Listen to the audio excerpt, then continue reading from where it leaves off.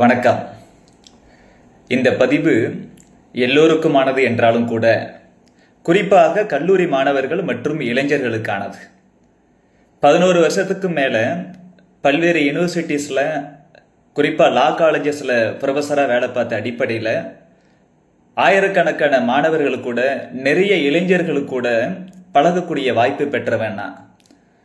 So ஒரு ப்ரொஃபஸருங்கிற அடிப்படையில் மாணவர்களுக்கும் இளைஞர்களுக்கும் என் மனசுக்கு எது உண்மைப்படுதோ எது சரின்னு படுதோ அதை கிளாஸ் ரூமில் மட்டும் இல்லைங்க, இந்த மாதிரி புது வழியிலையும் பகிர்ந்துக்கணுங்கிறது என்னோட ஆசை.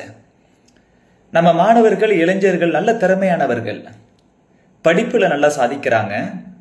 அவங்க சார்ந்த துறையில் உலகத்தில் இருக்கக்கூடிய மற்ற நாடுகளில் இருக்கக்கூடிய மாணவர்கள் இளைஞர்களை விட நிறைய திறமை இருக்குது அவங்களுக்கு. அதை நான் நேரடியாக பார்த்துருக்கிறேன். ஆனால் இந்த அரசியல்னு வரும்பொழுது எந்த அளவுக்கு இருக்கணுமோ அந்த அளவுக்கு இல்லைங்கிறது என்னோட நேரடி அவதானிப்புங்க. என்ன காரணம்? எஜுகேஷனல் சிஸ்டம் எப்படி இருக்கு அப்படின்னா சிலபஸ் அதை தாண்டி பெருசாக எதையும் சொல்லி கொடுக்கறதில்ல. இன்னைக்கு உத்தரப்பிரதேசத்தில் என்ன செஞ்சுருக்கிறாங்கன்னா, ஒவ்வொரு ஸ்கூல்லையும் காலேஜ்லேயும் நியூஸ் பேப்பர் டெய்லி படிக்கணும்னு சொல்லி அவங்க சிலபஸ்க்குள்ளவே இந்த ஸ்கீமை கொண்டு வந்திருக்கிறாங்க. அன்ஃபார்ச்சுனேட்லி நம்ம தமிழ்நாட்டில் இருக்கக்கூடிய நிறைய எஜுகேஷனல் இன்ஸ்டிடியூஷன்ஸில் இந்த மாதிரி ஒரு ப்ராக்டிஸ் கிடையாது. நான் ஒர்க் பண்ண சில யூனிவர்சிட்டிஸில் நான் அந்த மாதிரி சில முயற்சியை முன்னெடுத்தேன். எல்லா இடத்துலையும் இப்படி நடக்கிறதா எனக்கு தெரியலை.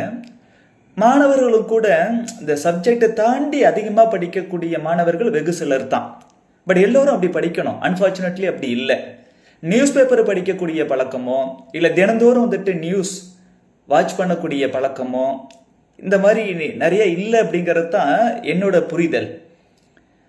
அதனால நமக்கு என்னென்ன பல்வேறு விஷயங்கள் குறித்து, குறிப்பாக அரசியல் குறித்து ஒரு சரியான புரிதல் இல்லை, போதுமான புரிதல் இல்லை. சுத்தமாக நமக்கு புரிதல் இல்லைன்னு சொல்ல மாட்டேன், நிறைய இருக்கு, ஆனால் போதுமான அளவுக்கு இல்லை. சரி, இல்லைன்னு சொல்லிக்கிட்டே இருந்து என்ன பிரயோஜனம்? ஓரளவுக்கு இது குறித்து தெரிஞ்சவங்க. நான் பொலிட்டிக்கல் சயின்ஸ் ப்ரொஃபஸராக இருந்தவன். நான் நேஷனல் லெவலில் என் சப்ஜெக்டில் பொலிட்டிக்கல் சயின்ஸில், பப்ளிக் அட்மினிஸ்ட்ரேஷனில், மேனேஜ்மெண்ட்டில் நான் ஸ்லெட் நெட்டெல்லாம் பாஸ் பண்ணவங்க. அகாடமிக் இன்ஸ்டிடியூஷன்ஸில் இருக்கக்கூடியவங்களுக்கு தெரியும், ஒரு சப்ஜெக்டில் நேஷனல் லெவலில் நெட் எக்ஸாம் குவாலிஃபை ஆகிறதே எவ்வளோ சிரமம்னு சொல்லி. நான் 3 சப்ஜெக்ட்ஸில் குவாலிஃபை ஆகிருக்கிறேன். நானும் ஒரு ஹம்பிள் பேக்ரவுண்டில், சாதாரண விவசாய குடும்பத்தில், எந்த ஒரு கல்வி அறிவும் இல்லாத பெற்றோர்களுக்கு மகனாக பிறந்து எல்லாமே தமிழ் மீடியத்தில் பிஹெச்டி வரைக்கும். பிஹெச்டி மட்டும்தான் தேசியங்கிறது நமக்கு இங்கிலீஷில் இருக்குது, எம்ஃபில் பிஹெச்டி. மற்றபடி எல்லாம் பார்த்தோம்னா தமிழ் மீடியத்தில் தான் படிக்கிறோம். அப்படி படித்து வந்தவன் தான். இருந்தாலும் கூட நான் கற்றறிந்த விஷயத்தை எது சத்தியம் எனக்கு தோணுதோ அதை எல்லாரும் கூடயும் பகிர்ந்துக்கணுங்கிறது எனக்கு ஒரு ஆசை. அந்த அடிப்படையில் நான் சில விஷயங்களை சொல்ல விரும்புகிறேங்க. எல்லாத்தையும் தீர்மானிக்கிறது அரசியல் தான். அரசியல் குறித்து நமக்கு முழுமையான போதுமான புரிதல் இல்லை அப்படின்னா, உணர்ச்சியை தூண்டி விட்டு யாரெல்லாம் அரசியல் பண்ணுறாங்களோ, அவதூறு அரசியல் யாரு பண்றாங்களோ, இல்ல பணத்தை பயன்படுத்தி, ஆள்பலத்தை பயன்படுத்தி யாரெல்லாம் அரசியல் பண்றாங்களோ அவங்க ஜெயிச்சு வந்துடுறாங்க. அதனால என்ன ஆகுதுன்னா, 5 ஆண்டுகள் அவங்கள்ட்ட ஆட்சி கொடுத்து நல்ல நிர்வாகம் நடக்க மாட்டேங்குது, ஊழலற்ற நிர்வாகம் நடக்க மாட்டேங்குது, மாநிலமோ நாடோ வளர மாட்டேங்குது. உதாரணத்துக்கு தமிழகத்தில் இருக்கக்கூடிய திமுக அரசாங்கம், இவங்க பேசுறதுதான் பேசுறாங்களோடைய செய்யறது எதுவுமே செய்யறதில்ல, சொன்னபடி செய்யறதில்ல, அவங்க சொன்னபடி செய்யறதில்ல. அதனால அவங்கள்ட்ட ஆட்சி கொடுத்து 5 வருஷம் வேஸ்டா போச்சு. அடுத்ததை பார்த்தோம்னா, ஒரு நடிகர் தமிழகத்தில் நான் ஆட்சிக்கு வந்தேன்னா அதை பண்ணுவேன் இதை பண்ணுவேன்னு சொல்றாரு. பட் அவரோட ட்ராக் ரெக்கார்டு எடுத்து பார்த்தோம்னா மெச்சும்படி இல்லை, போற்றும்படி இல்லை. அவர் தனி மனிதனே வரி கட்டாமல் இருந்திருக்கிறாரு, வரி ஏய்ப்பு பண்ணியிருக்கிறாரு. அது ஐடி டிபார்ட்மெண்ட் ரெய்டு விட்டு கண்டுபிடிக்கிறாங்க, கோர்ட்டு கண்டனம் தெரிவிக்குது. தனி மனித வாழ்க்கையிலே சரியில்லாத அவர் அரசு அதிகாரம், ஆட்சி அதிகாரம், கவர்மெண்ட் பவர்ங்கிறது அப்சல்யூட் பவர், அவ்வளவு அதிகாரம் கொண்ட ஒரு பதவிக்கு வந்துட்டா அவர் இன்னும் எவ்வளவு மோசமா செயல்படுவாரு, இன்னும் எவ்வளவு விஷயத்தை மறைப்பாரு, இன்னும் எவ்வளவு ஊழல்ல முறைகேட்டில் ஈடுபடுவாரு அப்படிங்கிறதெல்லாம் நம்ம புரிஞ்சுக்கணும். ஆனா பாருங்க, மத்தியில் நரேந்திர மோடி அவர்கள் எப்படிப்பட்ட தலைவர் அவருங்க. 12 ஆண்டுகளுக்கு மேல குஜராத்தில், எக்ஸாக்டா 13 ஆண்டுகள் குஜராத்தோட சிஎம் இருந்தாருங்க. ஒண்ணுமே இல்லாத குஜராத்தை, ரொம்ப அடிக்கடி இயற்கை பேரிடர் வரக்கூடிய குஜராத்தை ஒரு வளர்ந்த மாநிலங்களில் ஒன்றாக மாற்றி காட்டினார். அதனால தான் நாட்டு மக்கள் எல்லாரும் அவர் இந்தியாவோட பிரைம் மினிஸ்டரா வந்தா நல்லா இருக்கும்னு சொல்லி, பாரதிய ஜனதா கட்சியே கூட மக்கள் எல்லாம் இவரை விரும்புறாங்களேன்னு சொல்லி அவங்களும் நரேந்திர மோடி அவர்களை இந்தியாவோட பிரைம் மினிஸ்டர் கேண்டிடேட்டா அறிவிச்சு 2014 இருந்து இன்னைக்கு 2026 வரைக்கும், இது வரைக்குமே 12 வருஷம் ஆச்சு. மிகச்சிறப்பா நாட்டை ஆண்டுகிட்டு வரார். மறுபடியும் சொல்றேன், இதுல நான் அரசியலுக்காக பண்ணல, எல்லாமே அரசியலுக்காக பேசல, ட்ராக் ரெக்கார்டு வச்சு பேசுறேன். உலகம் முழுவதும் எல்லோரும் போற்றுகிறார்கள். 2004 இருந்து 2014 வரைக்கும் காங்கிரஸ் திமுக கூட்டணி மத்தியில் இருந்துச்சுங்க.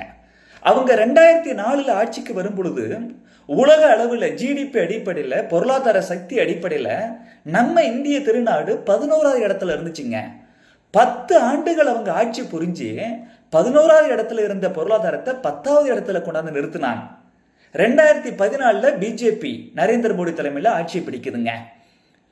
அவங்க திமுக காங்கிரஸ் கூட்டணி அரசாங்கம் 11வது இடத்துல இருந்த பொருளாதாரத்தை 10 ஆண்டுகள் ஆட்சி செஞ்சு 10வது இடத்துல கொண்டு வராங்க.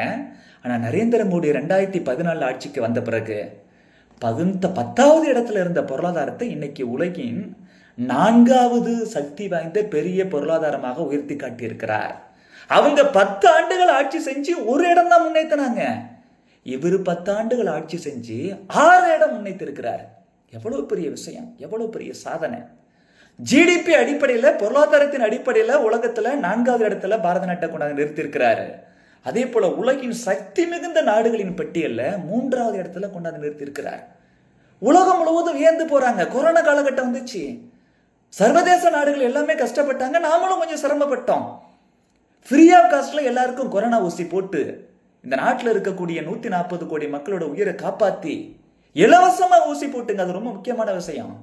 அது இல்லாம நம்ம நாட்டு மக்களோட நிறுத்தலைங்க, உலகம் முழுவதும் இருக்கக்கூடிய கோடிக்கணக்கான மக்களுக்கு அவங்களுக்கும் ஃப்ரீயாவே கொரோனா ஊசி கொடுத்து உலகம் முழுவதும் உள்ள பல்வேறு நாட்டோட கோடிக்கணக்கான மக்களையும் காப்பாத்தினாருங்க.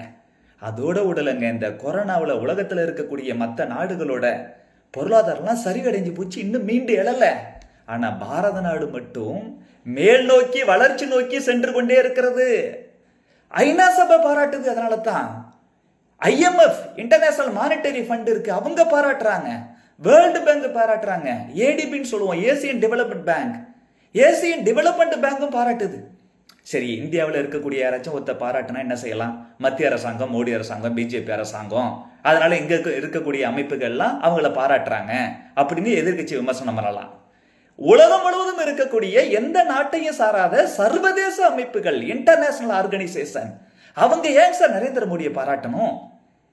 காரணம் இல்லாம அவங்க பாராட்ட முடியாதுல்ல. உண்மையாவே இவர் இந்த நாட்டை வளர்த்து எடுக்கிறார்.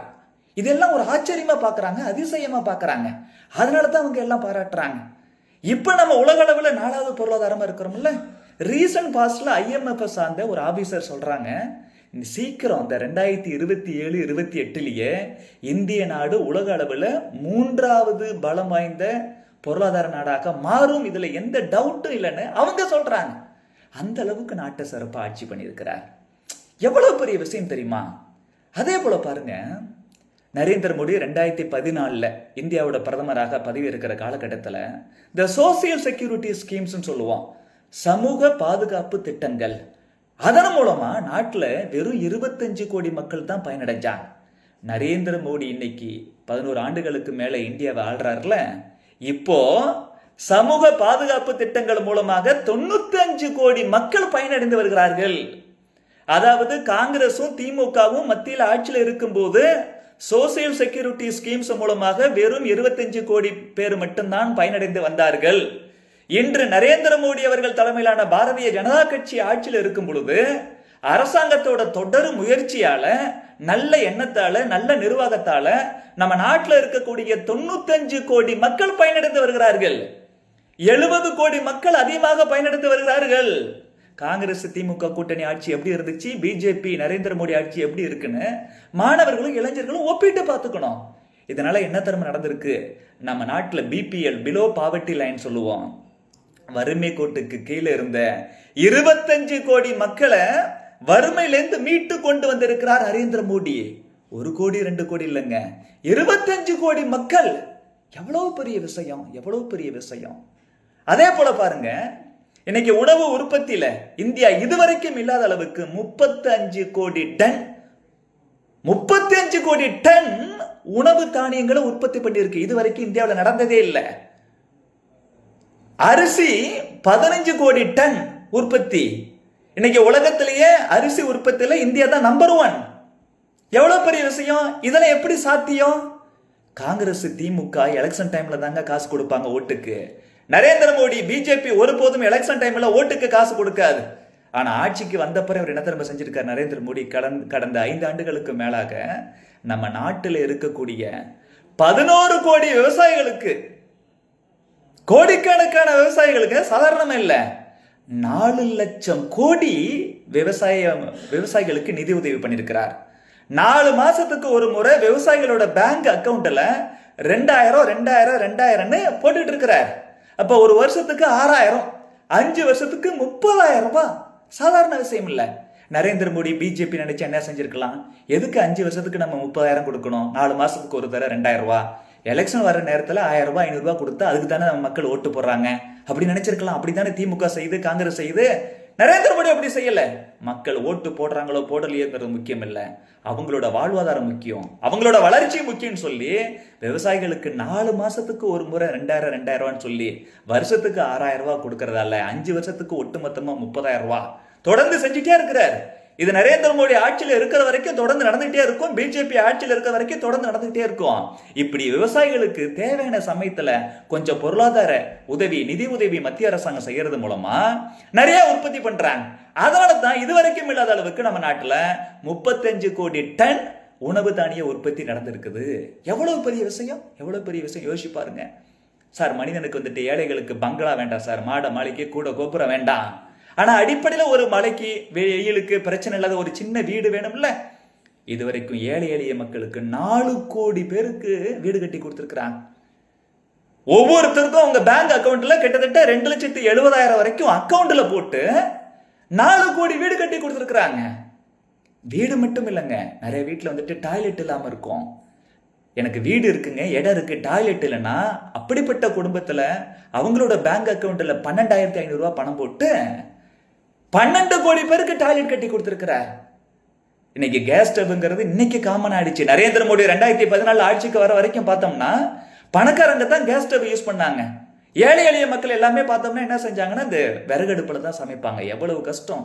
விறகடுப்புல சமைச்சா பெண்களோட நுரையீரல் வந்துட்டு அந்த புகையை சுவாசம் பண்ணி சீக்கிரம் கெட்டு போய் உடல்நலம் சரியில்லாம சீக்கிரமே தாய்மார்கள் இறந்து போவாங்க. அந்த குடும்பம் நடுத்தருவில் நிற்கும். நடுத்தருவில் இந்த மாதிரி நிக்க விட்டுட்டு அவங்க இறந்து போயிடக்கூடாதுங்கிறதுக்காக இன்னைக்கு நாட்டில் கிட்டத்தட்ட 12 கோடி வீட்டுக்கு இலவசமா கேஸ் ஸ்டவ் கொடுத்திருக்கிறார். அதோட இல்லைங்க, இப்ப பாருங்க, இன்னைக்கு கேஸ் சிலிண்டரோட விலை ஒரு 850 ரூபா அந்த ரேஞ்சில் இருக்குல்ல. யாரெல்லாம் இந்த இலவசமா கேஸ் ஸ்டவ் வாங்கினாங்களோ, 12 கோடி மக்கள் இருக்கிறாங்களா ஏழை எளிய மக்கள், அவங்களுக்கு வெறும் 600 ரூபாய்க்கு வந்துட்டு கேஸ் சிலிண்டர் கொடுத்துட்டு இருக்கிறார். ஏழை எளிய மக்களுக்கு எவ்வளவு பெரிய விஷயம் நம்ம யோசிச்சு பார்க்கறதுல. நிர்வாகம் எவ்வளவு சூப்பரா நடந்துட்டு பாருங்க. கடந்த ஒரு வருஷத்துல மட்டும் இந்த கிராமப்புற சாலைகள், ரூரல் ஏரியால இருக்கக்கூடிய அந்த ரோட்ஸ் இருக்குல்ல, 18,000 கிலோமீட்டருக்கு ரோடு போட்டிருக்கிறாருங்க. எவ்வளவு பெரிய விஷயம் யோசிச்சு பாருங்க. யாருமே இது வரைக்கும் செஞ்சதில்ல. நம்ம நாட்டுல வந்தே பாரத் ரயில்ல ஒவ்வொரு மாணவரும் இளைஞரும் ஒரு முறையாவது போய் பாருங்க. நாடு எவ்வளவு வளர்ந்துருக்கு, இந்த மத்திய அரசாங்கம் எவ்வளவு ஃபெசிலிட்டி கொடுத்துருக்குன்னு தெரியும். 150க்கும் மேற்பட்ட வந்தே பாரத் ரயில்களை நாடு முழுவதும் இன்க்ளூடிங் தமிழ்நாடு ஓட விட்டவர் நரேந்திர மோடி. மெட்ரோ ட்ரெயின் சொல்றோம்ல, 1000 கிலோமீட்டர் தொலைவை தாண்டி மெட்ரோ ட்ரெயின் அந்த இது போட்டுட்டு இருக்கிறான். அதனால இன்னைக்கு வேர்ல்டுலயே இந்த மெட்ரோ ட்ரெயின் பரப்பளவுல 3வது இடத்துல இருக்கிறது பாரத நாடு. இப்படி கொண்டு வந்தவர் நரேந்திர மோடிங்க. ஏர்போர்ட் எவ்வளவு இருந்துச்சோ அதோட டபுள் ஆக்கி இருக்கிறார். மெடிக்கல் காலேஜஸ் எக்கச்சக்கமா கொண்டு வந்திருக்கிறார். அதே போல வந்துட்டு ஐடிஐ நிறைய கொண்டு வந்திருக்கிறார், ஐஐடி நிறைய கொண்டு வந்திருக்கிறார், ஐஐஎம் நிறைய கொண்டு வந்திருக்கிறார். கொஞ்சம் நிச்சயம் இல்ல, இந்த எம்பிபிஎஸ், எம்டி, பிடிஎஸ் இந்த மாதிரி சீட்ஸ்லாம் அதிகமாக்கி இருக்கிறார். அதனால ஏழை எளிய பிள்ளைகள் முதற்கொண்டு நிறைய பேர் மருத்துவம் படிக்க முடியுது. இப்ப தேசிய கல்விக் கொள்கை கொண்டு வந்துட்டு அதுல உங்களோட தாய்மொழியிலேயே படிக்கலான்னு கொண்டு வந்திருக்கிறாங்க. எவ்வளவு பெரிய விஷயம். பெண்கள் மேல அதிக அக்கறை கொண்டு இருக்கிறார். லட்சாதிபதி சகோதரிகள் சொல்லி ஒரு திட்டம் கொண்டு வந்து அந்த திட்டத்துல மகளிரை இணைய வச்சு நாட்டுல 2 கோடி பெண்களை லட்சாதிபதி ஆக்கி இருக்கிறாருங்க. எவ்வளவு பெரிய விஷயம். ஏன்னா ஒரு குடும்பத்துல பெண் நல்லா இருந்தா அந்த குடும்பமே நல்லா இருக்கும். அதனால நாட்டுல 2 கோடி பெண்களை லட்சாதிபதி ஆக்கி இருக்கிறாரு. இன்னைக்கு டெக்னாலஜி டெவலப் ஆயிடுச்சு. அதனால டிஜிட்டல் விஷயத்திலையும் இந்த ஏஐ விஷயத்திலையும் எக்கச்சக்கமா இன்வெஸ்ட் பண்ணுது நரேந்திர மோடி அரசாங்கம். யாரு செஞ்சா இதெல்லாம்? நாட்டில் இதெல்லாம் செய்யவே இல்லை. அதே போல இன்ஃப்ராஸ்ட்ரக்சர்ல பாருங்க, இப்ப ரீசன்ட் பாஸ்ட்ல பார்த்தோம்னா 50 லட்சம் கோடி ரூபாய் நரேந்திர மோடி கவர்மெண்ட் இன்வெஸ்ட் பண்ணியிருக்கு. அது இன்ஃப்ராஸ்ட்ரக்சர்ல ரொம்ப காஷ்மீர்ல பார்த்தோம்னா செனா பாலம்னு ஒரு பாலம், உலகின் மிக உயரமான இடத்துல இருக்கக்கூடிய இந்த ரயில்வே வளைவு பாலம். அதே போல நம்ம இங்க ராமேஸ்வரத்துல பாம்பன் பாலம் கடல்ல அதெல்லாம் நடைமுறைக்கு வந்துருச்சு. இப்படி இதெல்லாம் என்ஜினியரிங் மார்வலஸ் சொல்லுவோம். அந்த அளவுக்கு உள்கட்டமைப்பு வந்துட்டு சூப்பரா கொண்டு வந்திருக்கிறார். இப்ப நேஷனல் டிஃபென்ஸ் அகாடமின்னு இருக்கு, தேசிய பாதுகாப்பு அகாடமி.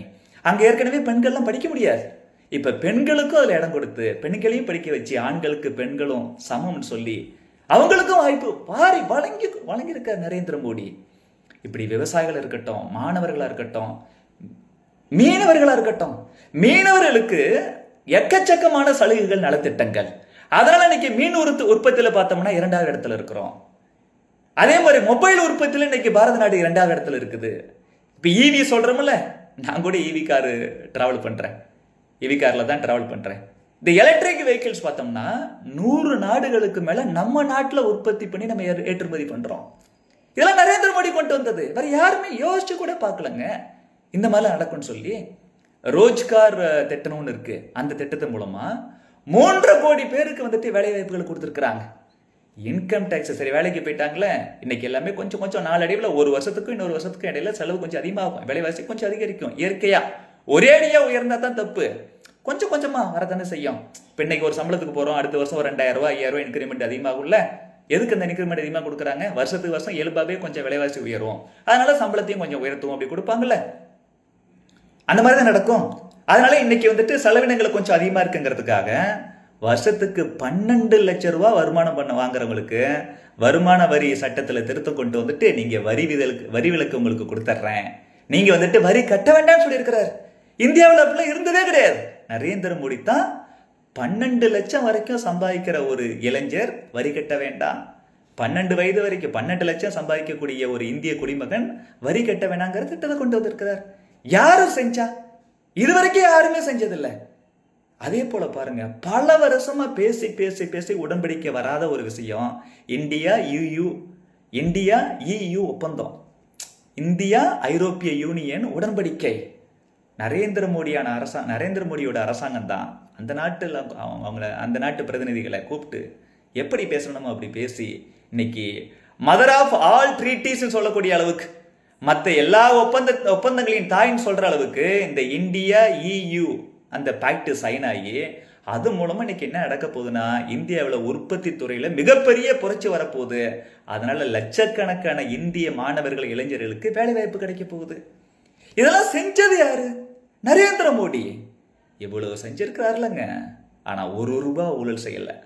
13 ஆண்டுகளில் குஜராத்தோட முதலமைச்சர், இப்ப 12வது ஆண்டாக இந்தியாவோட பிரதமர், தொடர்ந்து 25 வருஷம் முதலமைச்சர் பிரதமர்னு உச்சபட்ச பதவியில் இருந்தும் கூட 1 ரூபாய் கூட ஊழல் செய்யாத உத்தம நரேந்திர மோடி.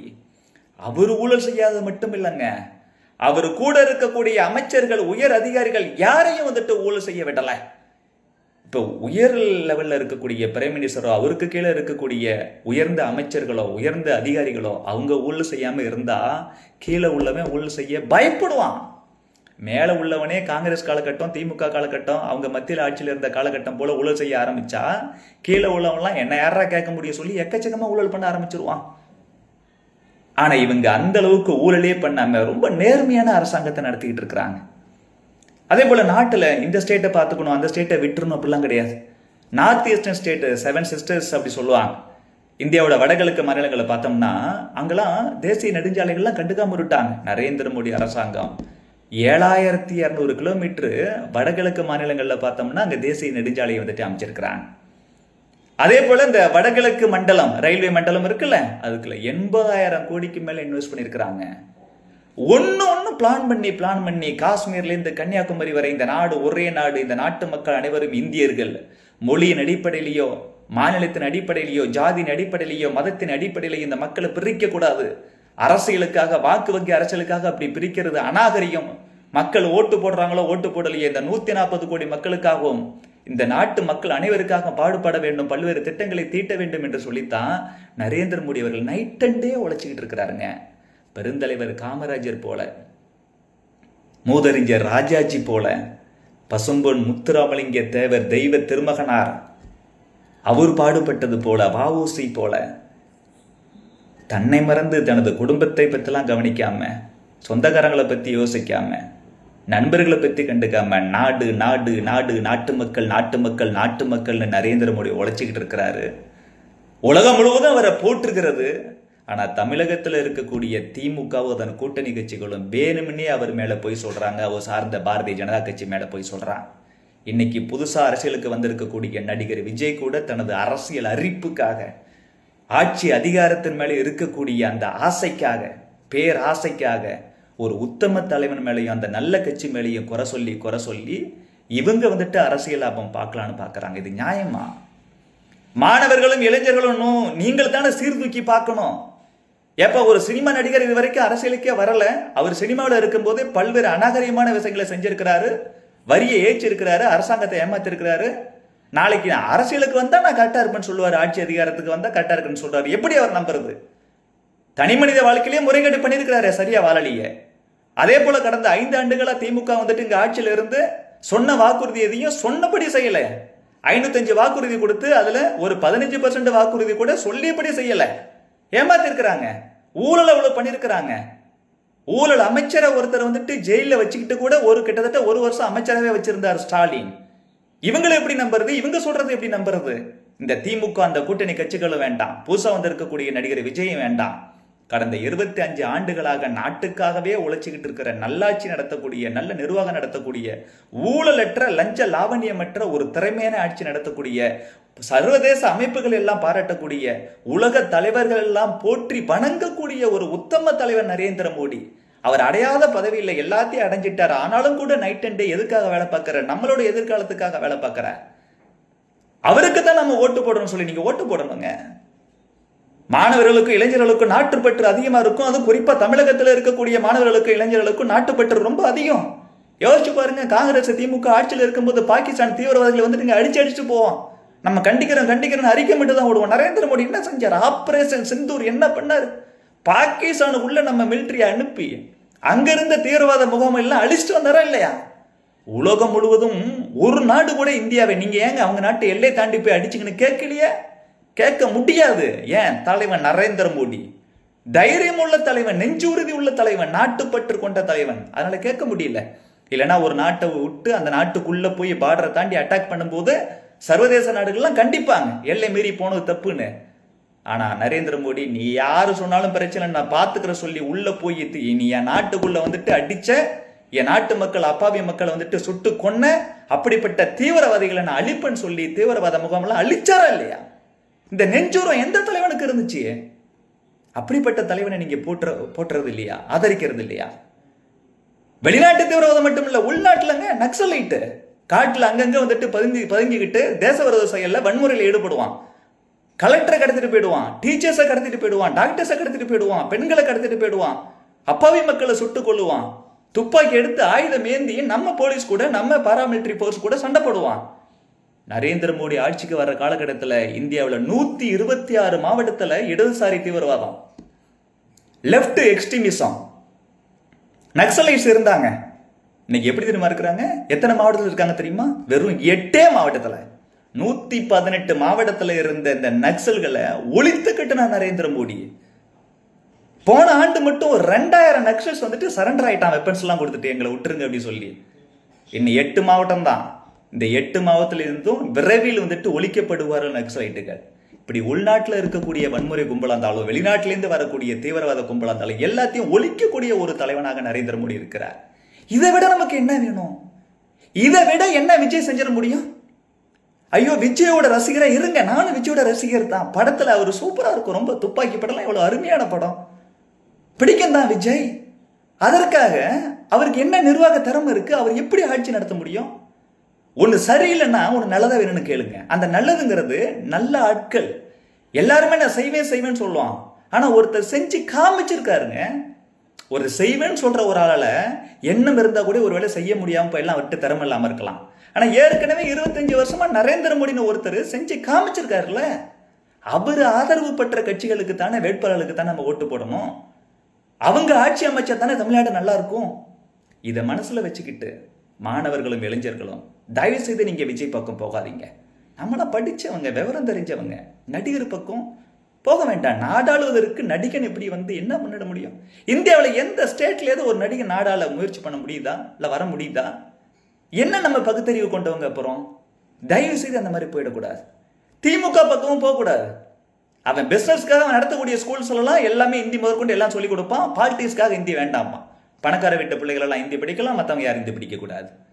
அவன் கொள்கை கொடுப்பெல்லாம் அவன் குடும்பத்துக்கு ஒன்று, தமிழ்நாட்டு மக்களுக்கு ஒன்று, பணக்காரர்களுக்கு ஒன்று, ஏழைகளுக்கு ஒன்று, அப்படி வச்சிருப்பான். சும்மா இல்லாத பொருளை சொல்லி சொல்லி அவர் பாஜக வந்துடும், பாஜக வந்துடும், மோடி வந்துருவார், மோடி வந்துருவார், தாமரை வந்துடும், தாமரை வந்துடும். நீ என்னையா பண்ணிட்டு இருக்கிற? என்ன ஆட்சி நடத்துற? எங்க பார்த்தாலும் பாதுகாப்பு இல்லை. நந்தனம் காலேஜ்லங்க, ஏற்கனவே அண்ணா யூனிவர்சிட்டியில், இப்ப நந்தனம் காலேஜில் பெண்களுக்கு பாதுகாப்பு இல்லை, சட்டம் ஒழுங்கு சரியில்லை, எங்க பார்த்தாலும் கொலை. ஒரு சின்ன மழை பெஞ்சா ரோடு இப்படி மோசமாயிடுது. நகராட்சி நிர்வாகத்துறையில கோடிக்கணக்கான ரூபாய் ஊழல் பண்ணிருக்கிறாங்க. இளைஞர்களை வேலைக்கு அப்ளை பண்றாங்க, வேலைக்கு அப்ளை பண்றவன்ட்டு 25 லட்சத்திலிருந்து 35 லட்சம் கேட்டிருக்கிறாங்களாம். இடி சொல்லுது, அமலாக்கத்துறை சொல்லுது. இப்படி லஞ்சம் லாவணியம் பண்றாங்க, ஊழல் பண்றாங்க, சட்டம் ஒழுங்கு சரியில்லை.